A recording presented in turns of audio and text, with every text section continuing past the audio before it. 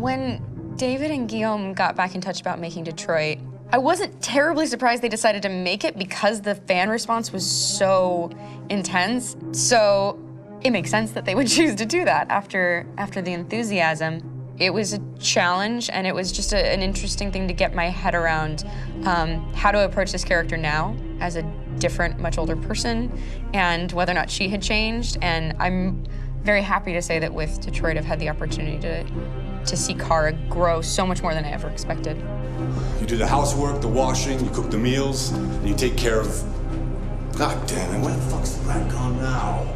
Alice!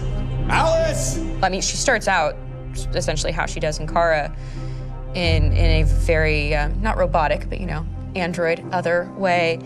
And getting to take this journey where she becomes more and more human as it goes on. You know, and as an actor, that's a wonderful exploration in every way, whether it's how she sits, her posture, how her voice changes, how emotions change, and how much emotion is based on things like empathy and social experience. And so having, you know, as much material as I got with David to have this huge, nuanced arc was really incredible. Why couldn't we just be happy? This experience has been quite different than the experiences I've had shooting film or TV or doing theater work. I have 83 dots on my face and a really flattering black wetsuit type thing, and you're jumping around with props, and it's kind of like being a 10-year-old imaginative kid, which is fun. There's 80 cameras around us. It's already lit. So we just shoot and shoot and shoot and shoot and shoot. There's no change of sets, there's no hair and makeup, there's no wardrobe, so we move really fast, and we'll go through about 35 pages in a day. Working in TV or film, we'll probably do 6 pages a day. It's kind of acting boot camp. It's like working out constantly. I mean, you're doing this thing, and then you got to do something that's completely other back to back to back. And so that kind of process of working is very challenging, but it's also very exciting because you just have to keep coming up with new ideas, and your head goes all over the place because you're trying to keep track of basically 4 different storylines for each different response. You shot that girl, for fuck's sake. It was a machine that looked like a girl. Yeah, I know what I should have done. I just told you I couldn't. All right, I'm sorry. The fact that David Cade, he's telling like many stories interwoven from beginning to end is super complicated and super impressive, and I have no idea how he keeps it all in his head. He's not just the writer or the director who's seeing this from the outside eye, he's also thinking about the player walking through this space. You know, only somebody who really, really loves not the work, but like these characters and these stories and cares about doing something meaningful would invest that much in it. And it's always inspiring to work with somebody who cares that much. My experience with motion capture is this one. And I found it sort of terrifying in a way because they said the computer's going to build you.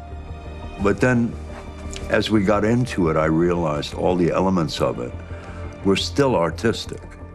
I just dipped into a really brilliant setup here. I've never seen anything like it. And this won't turn me into a product because I was playing a character.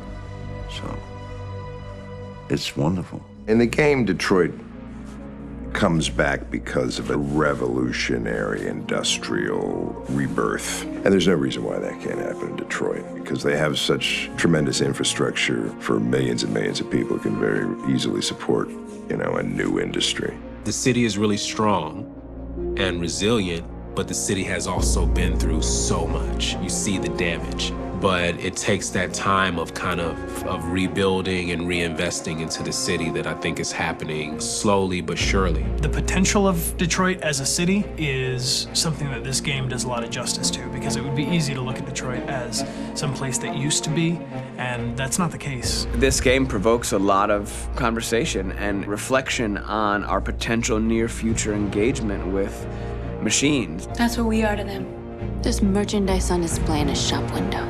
I think that a group that feels marginalized, feels like they deserve and have earned access to themselves and the environment around them, and are trying to figure out a way to articulate how to get freedom. What was I designed to be? Their slave? Their toy? It plays with your comfort levels. You think that this is fine, you're comfortable with it, until something blurs the line and throws you off, and now Do I feel differently about whether this should be allowed? Should it be banned? Should it be encouraged? You're gonna ruin our lives, and for what? For a bunch of machines? They are not machines! They are alive! I'm alive! You're alive! They're nothing! There are lots of comparable comparisons to any type of persecution of religion, race, etc., dating way back. It can't just be a video game where you shoot 'em up or where people make these choices to do whatever.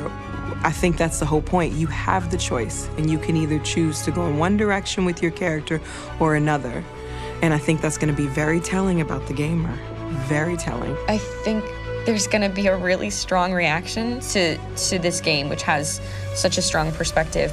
I'm that much more proud of it now to get to be a part of it because it's important. In this game, you're actively building and designing the character through not just what kind of shield does he have or what color hair does she have, but like their temperament and the way they deal with problems. The different endings to this game are so radically different based off maybe seemingly insignificant choices in the moment, but like life, they all add up. And can't play life again, though.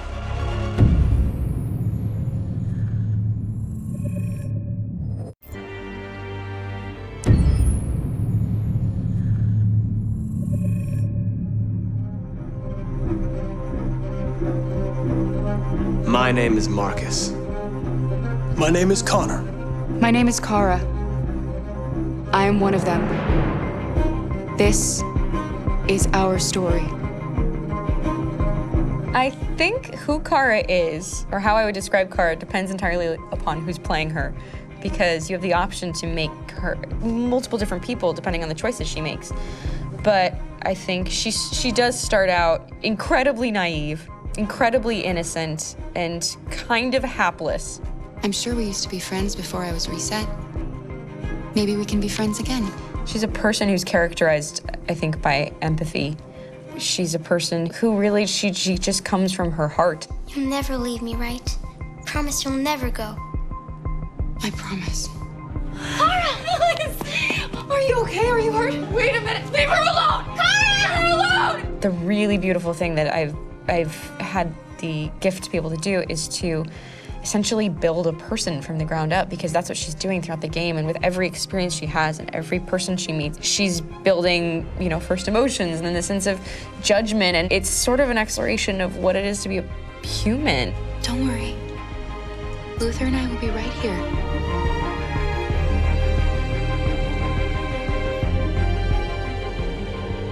David and the creators have painted a really intriguing and engaging picture of a near future where we rely upon androids for a lot of our service class business, the class that serves us, that helps us, that handles our baristas and our drivers and our housemaids. And what is humanity, where we tap into it, how and why we treat each other the way that we do. And my character Marcus has a really intriguing journey, becoming deviant, realizing that he actually has feelings and human qualities inside of him, and it's a really incredible ascension into becoming fully realized and coming to terms with what you actually deserve better than this in life. And not only do you want it for yourself, but you want it for your peers. We've come here to demonstrate peacefully and to tell humans that we are also living beings. All we want is to live free. You know what? This thing, Dad, is not your son. It's a fucking machine! I think that a group that feels marginalized, feels disenfranchised, feels like they deserve and have earned access to themselves and the environment around them, and are trying to figure out a way to articulate how to get freedom. Connor is analytical. Connor takes things literally. He starts in the beginning place where he's very mechanical. He feels nothing inside, of course, and it's all just a system, a protocol that he is executing to get whatever he wants to happen, which is help humans stop deviants and to find the link between deviant androids. You were designed to serve humans, not kill them! What was I designed to be? Their slave? Their toy? Just say, I killed him! Is it that hard to say? Stop it! Stop! But of course, over the course of the story, and depending on the player's choices, Connor can grow in many different ways. He can deviate from that procedure or not. The moment of truth, Hank. Am I a living being or just a machine?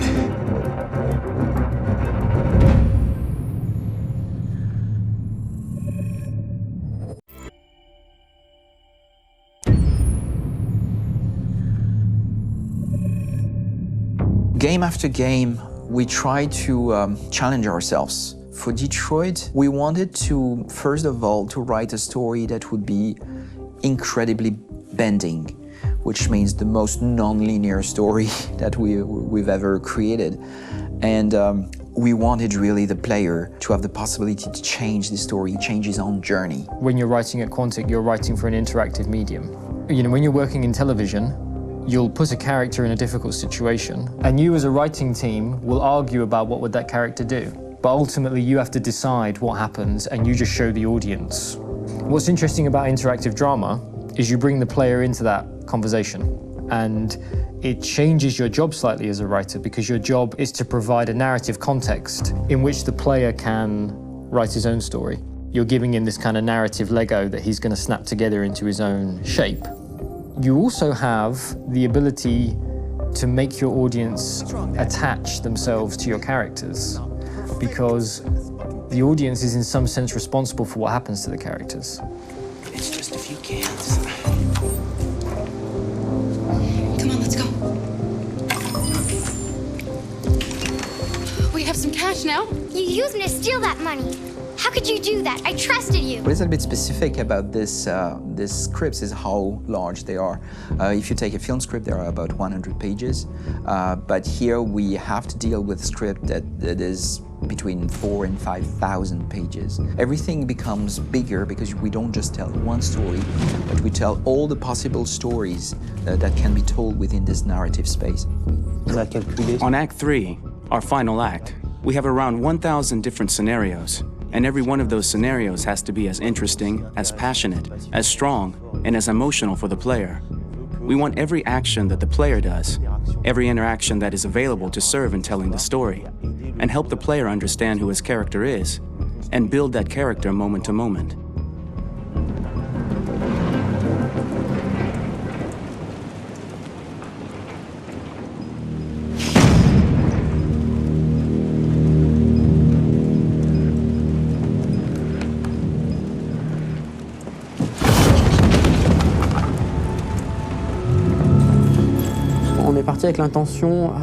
We started with the intention pretty early on that we would never lie to the player.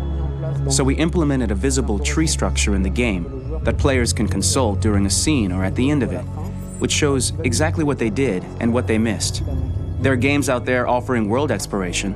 We offer narrative exploration. You know, keeping control of such a wide and large story is a huge challenge. So same thing when you shoot with actors, because you will need to shoot many different versions of each dialogue, of each scene. For actors, it's a huge, huge challenge. Because of the style of the game, you have so many different ways that the character can go. Every decision, it's what I call kind of choose your own adventure. Like every decision that the player makes, it's going to open up 40 more pages of material and experience that ties in, which means as a performer, you have to try to continue to make things feel real that the player might not ever see, but also that in performance, it's not always connected to a previous act. It's grueling, it's hard work, but it's a great team and I enjoy doing it. I was really frustrated, until I got to this point where I kind of was able to step outside of my own experience and even in a lot of ways my own process and be able to step outside of that and okay, this is something new, what do you need? How do I meet you there? How do I give you what you need and still feel like I'm doing what's right?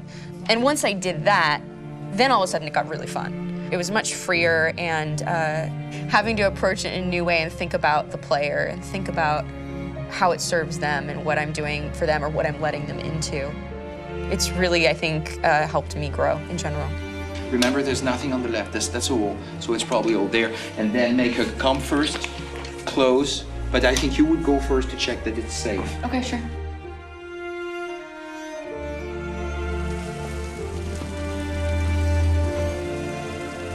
The most enjoyable thing about working in performance capture on this kind of project is that if I shot a film, I would get to do one of these endings. I get to do so many different things as Connor. Your head goes all over the place because you're trying to keep track of basically 4 different storylines for each different response. What's the name of my dog? Buddy? Scout. I think it's Jack. I can't remember. So I worked with physicality a lot because it was a good way to anchor myself in these different rings of the tree as the story grows out. I know where that is physically in my body, and then I can switch more continually on set, and it'll be entirely up to the player to determine what order those things come out and what they look like from a distance. Like if you're playing through it, the culmination of all of that will be their version of Connor. I'm faster than you, and I don't feel pain. You don't stand a chance against me. Listen, asshole. If it was up to me, I'd throw the lot of you in a dumpster and light a match to it. Shooting action scenes at Quantic Dream is a real challenge because these are scenes where the storytelling has to continue. It's not an action scene just to have a dose of adrenaline. The stunts have huge consequences on the rest of the story. It's really a moment where we implicate the player and tell him that the choices he makes during an action scene will have a direct impact on the evolution of his story. My biggest challenge on Detroit has been managing the large number of animations that we received from motion capture. Detroit features more than 37,000 animations, which is a huge amount to handle on a daily basis. You have to realize that the player, in his first playthrough, will miss certain scenes.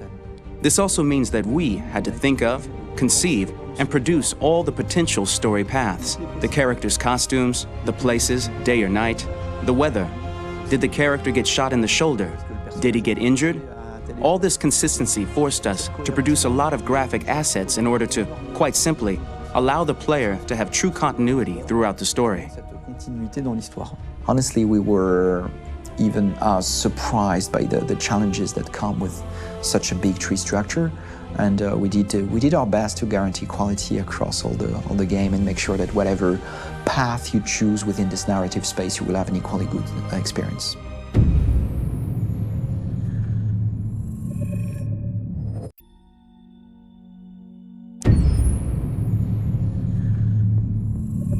Detroit Become Human was produced over a period of 4 years. Here in Paris, we have a team of about 180 people. And to that, we need to add also all the outsourcing with our partners in the Philippines, in China, Vietnam, and in India.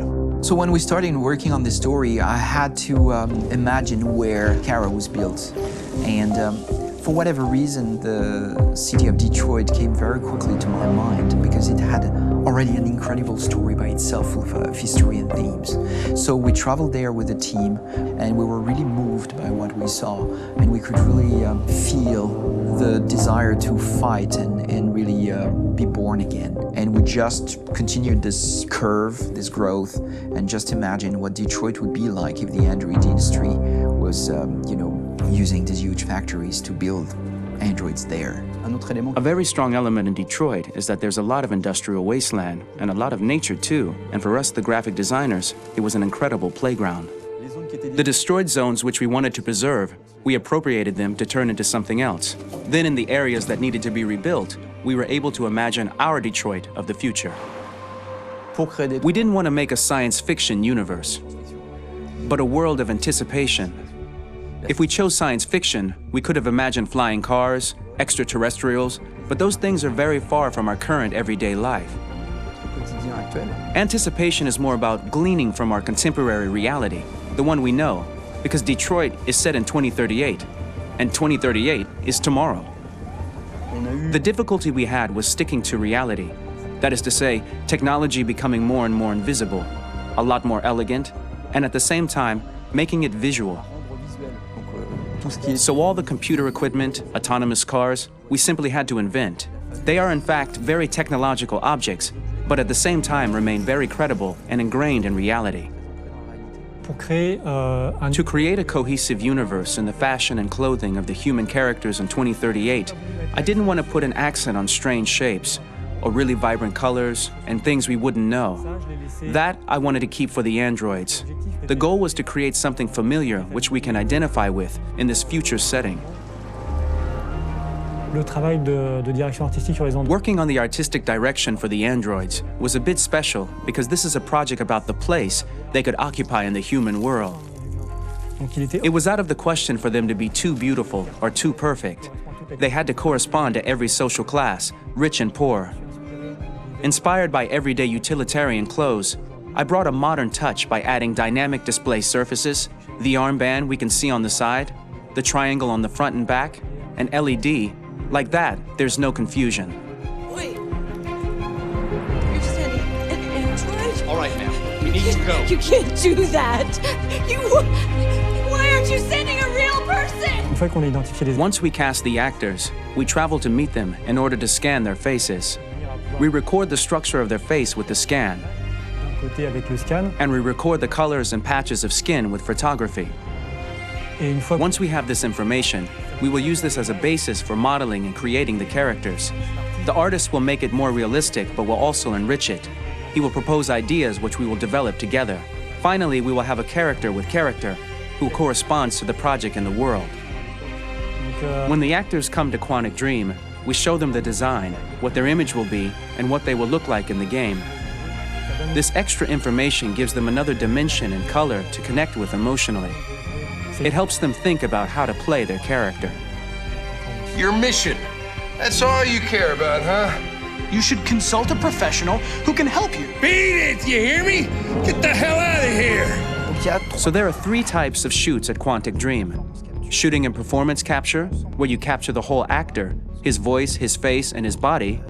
These shoots are obviously done with American actors because the game's original version is in American English. After that, there are the body-only shoots, representing around 250 days of filming, while the performance capture is 100 days of filming. Now, body-only shoots, there are 2 types. There are the action shoots and the technical shoots, which are mokit shoots. Mokit is when the player controls a character on the screen, and he moves in an environment to explore it. This is of particular importance at Quantic Dream, and therefore we shoot a lot to offer a unique context for each scene and each character. To prepare a motion capture shoot, we first get together to look at the sets we need, the animations that we want to shoot, which ones need to be grouped together, or which ones need to be cut and shot at another time, so that we get the most out of the shooting day. This often means shooting scenes out of order, especially those with big props or accessories, like a big car, for example. So we shoot all the animations related to that particular prop first.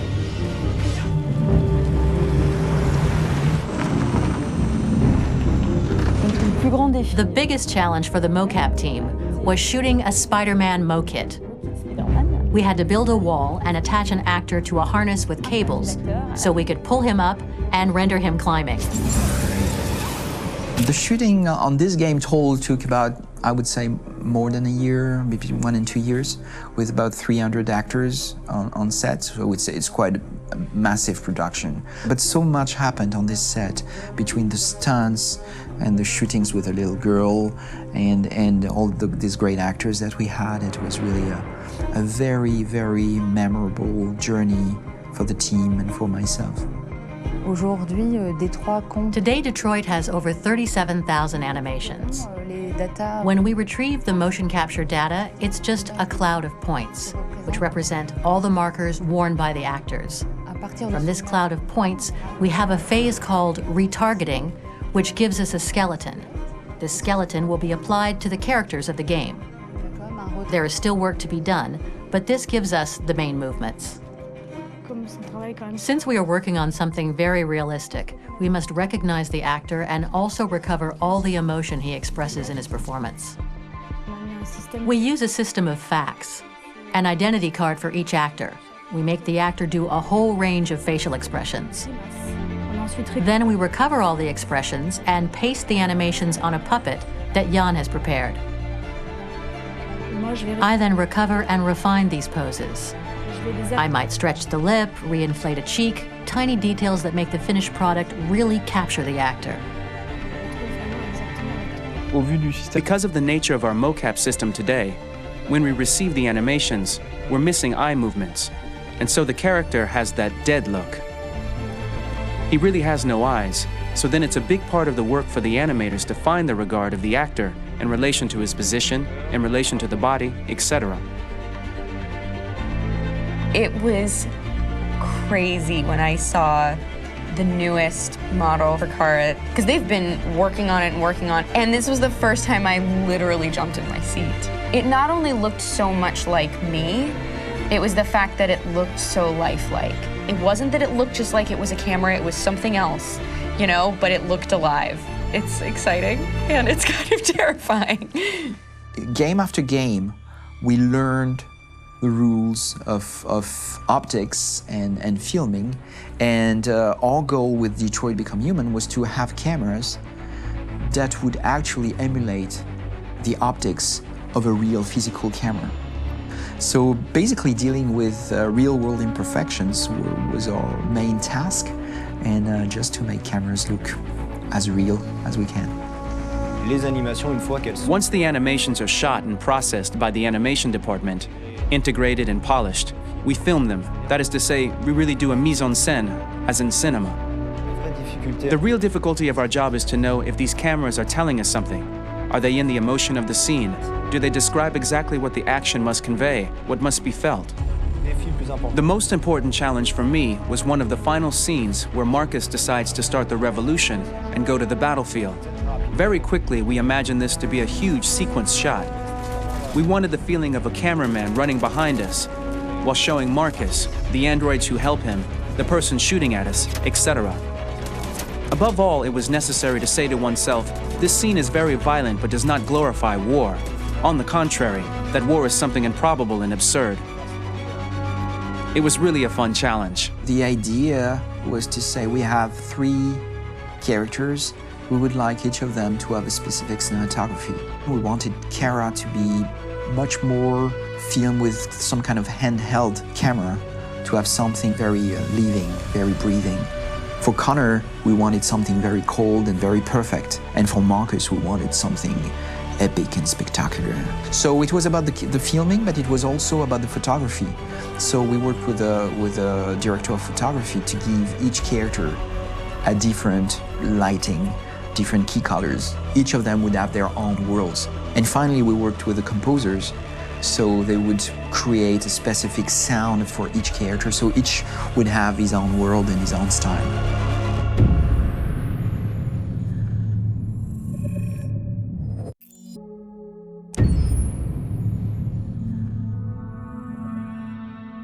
For the soundtrack of the game, we tried to be very close to what is done in film. We were constantly asking at each place in the game, why are we putting music here? What is it going to say? So we focused the music on bringing emotion, which is interactive and supports the character's arc. I'm sorry, honey. I'm sorry. I'm sorry. You know I love you, don't you? You know I love you. We make games that are very narrative. We're really into interactive drama, so the soundtrack also had to go in that direction, supporting the 3 characters' very different stories. We really wanted 3 colors, 3 musical sound identities, and from there, having 3 composers made sense, since the story of Kara, Marcus, and Connor are all completely different.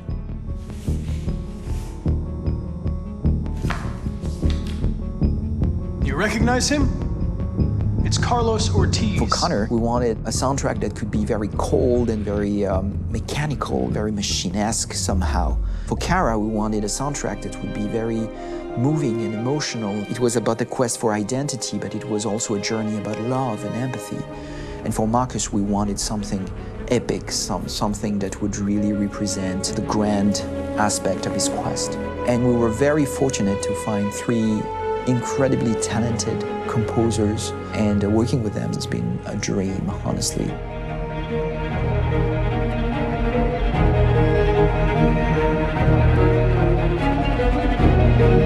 My name's Phillip Sheppard, and I'm a composer and a cellist and a producer. And today we're at Abbey Road Studio One, which is my favorite studio in the world. And today we're recording the soundtrack for Kara from Become Human.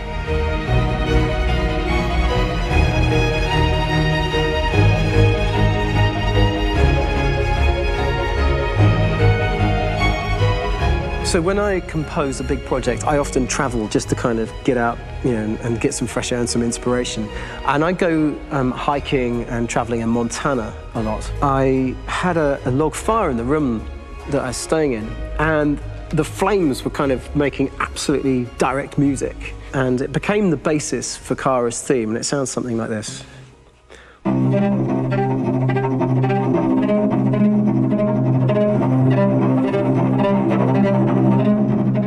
Now, over the top of that, I found a little theme that just seemed to fit over the top, which is taking Kara's name, Kara, and just using like a two-syllable motif, and it sounds like this.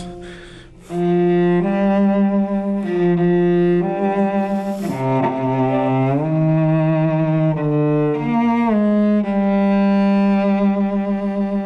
going to pull through this, Alice. As long as we're together, nothing can hurt us.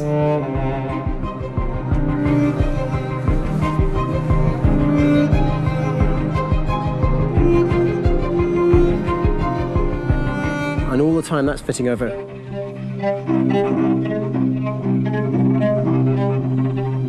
So it kind of works in lots of levels. And in fact, every single theme in the score has one of those elements built into it, and it becomes sort of the DNA of every single tune.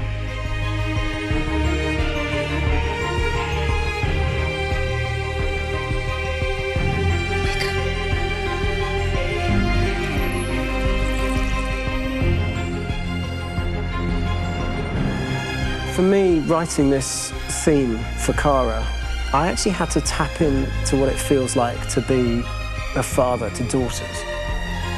I really had to tap into everything I feel about my daughters and thinking, well, if I had to write music for them and that sense of trying to protect them but also give them the freedom, that's totally where it came from. Because each composer has been given the sort of narrative responsibility for very different characters, I haven't had to sort of go into other styles. I can actually be very loyal to this particular character and sort of hopefully encapsulate her.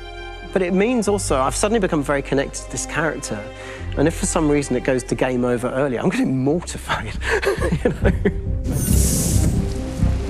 They're over there! Starting a new project for me personally, it's always finding the right tone, finding the right color, I like to call it. For me, it's finding that right texture that actually sits against picture really well. One of the biggest things is I created custom instruments for Connor.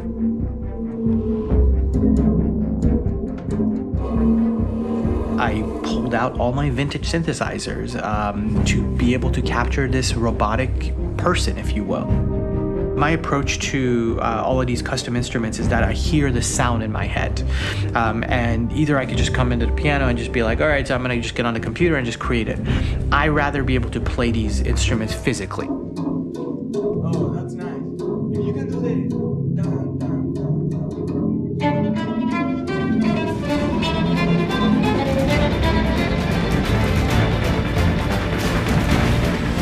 As soon as you see Connor the first time, there is a really interesting thematic idea that you hear, and that's just made out of a Moog synthesizer, but completely manipulated in multiple ways. And it's robotic. It has a little bit of an emotional to it. He's on his mission, so you feel that as well. So it just kind of gives you that cold, motionless, with a mission in hand that you kind of feel throughout the whole thing.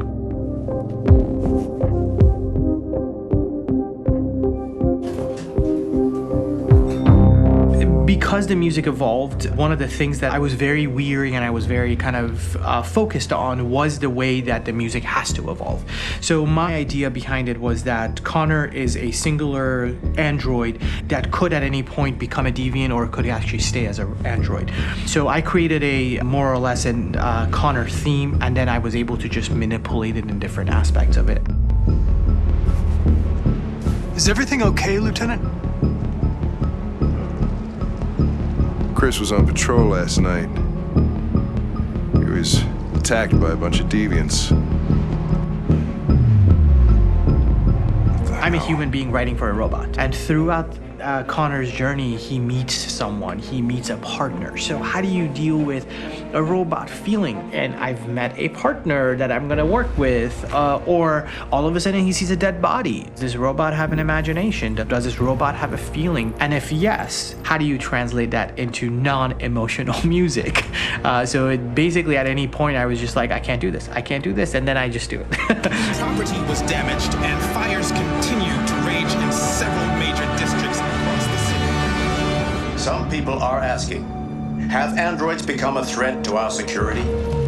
When I first started really digging in on Marcus, the one thing that I really tried to capture was the transformation process. You know, Marcus is this android that evolves over the course of the game and really goes from kind of figuring out that he's more than just an android. You know, he's starting to develop kind of a human soul in a way. Try to imagine something that doesn't exist, something you've never seen. Now concentrate on how it makes you feel and let your hand drift across the canvas. The other side of Marcus that I really latched onto was that he almost became a savior for a lot of the other androids in the game. So when I started developing the theme for Marcus, I really made it like a church hymn.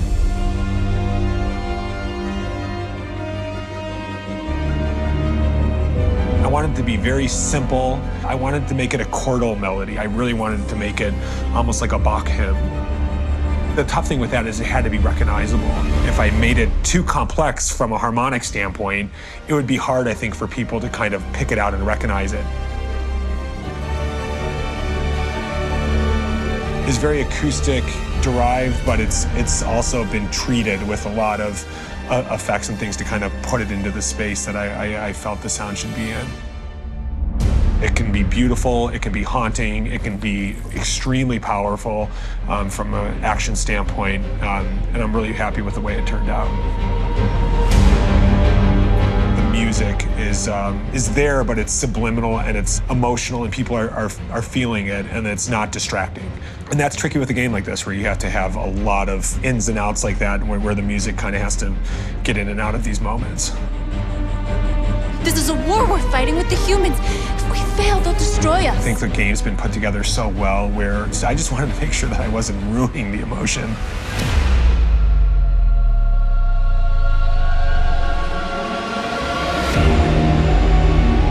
I gotta be honest, when we first started on this path, I said, oh man, this could be pretty messy, you know? I mean, it could feel disconnected, but I mean, it's amazing how they really guided us and got us to really kind of all be in the same world, but at the same time feeling completely different. So it's really gonna stand out and kind of be one of those games where people are really gonna notice the music and kind of how it was crafted, and, you know, and all the hard work that went into being able to pull it off in a graceful way.